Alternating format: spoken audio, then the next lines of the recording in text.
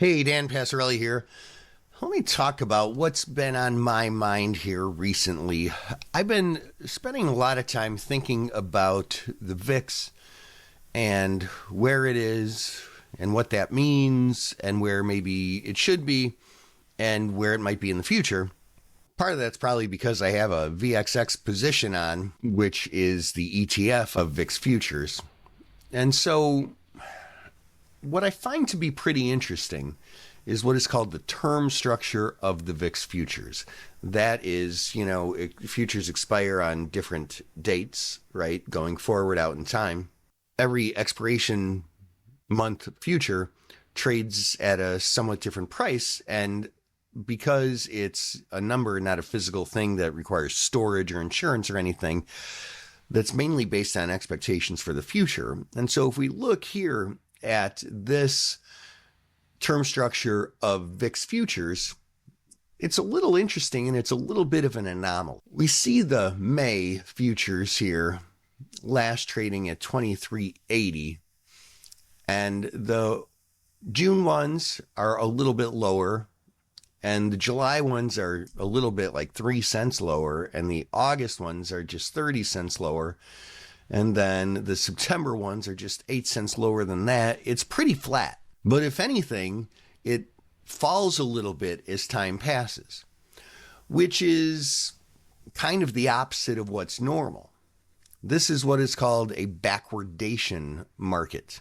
Normally what we have in the VIX term structure is called a contango market, where as there's more time in the futures expiration, the prices tend to be higher, which tends to reflect a greater chance of volatility in the future.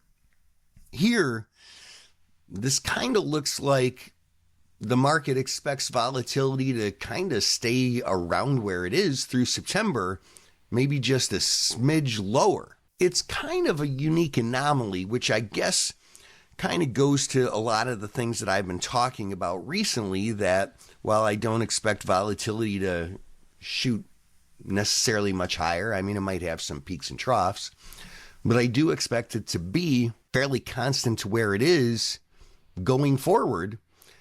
And that's certainly reflected in VIX term structure.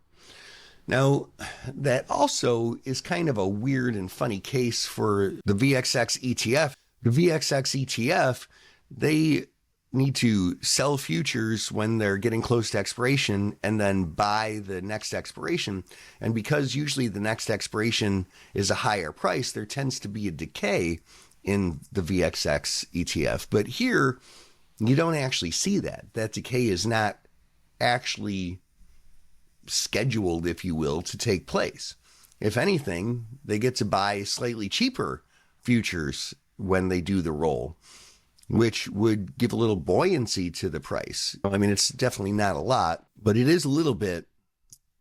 So yeah, the one strategy that I have liked is buying VXX puts when we get a strong spike in the VIX, because we tend to see that come down, and that play might not be as strong as it usually is. So that is something to keep an eye on, friends.